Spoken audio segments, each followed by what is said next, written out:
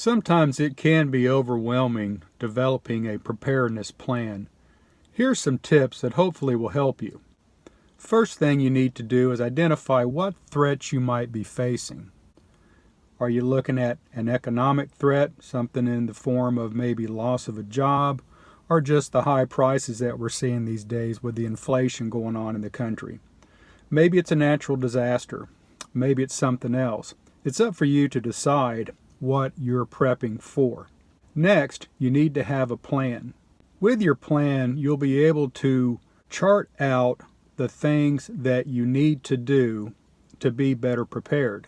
Once you've done this, you'll be able to make better decisions to meet your prepping goals. You'll also want to see about reducing your risk.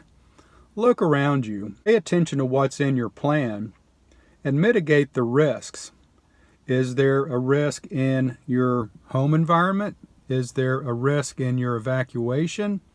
Is there some other risk that maybe you haven't thought of, but once you put your plan down on paper, it might make itself clearer? And be sure and do a lot of research too. The internet has a lot of really good prepping sites. YouTube is another great source. Obviously, here we are. But be sure and do your research. It might mean going out and getting some books, talking to professionals, but it's important to do your research. And start slowly. There's no need to jump into this and just go hog wild crazy and overwhelm yourself and become frustrated.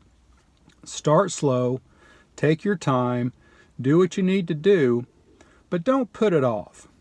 Go ahead and do your assessment now, work on your plan, develop your skills, do your research, and get started on being better prepared.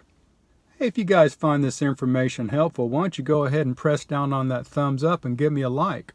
And if you're not a subscriber yet, why not? Go ahead and subscribe right now. And be sure and hit that notification bell. That way you'll get notified each and every time I upload some new content. So go ahead and do that right now.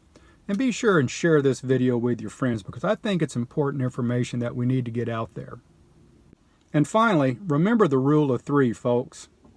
You can survive only 3 minutes without air.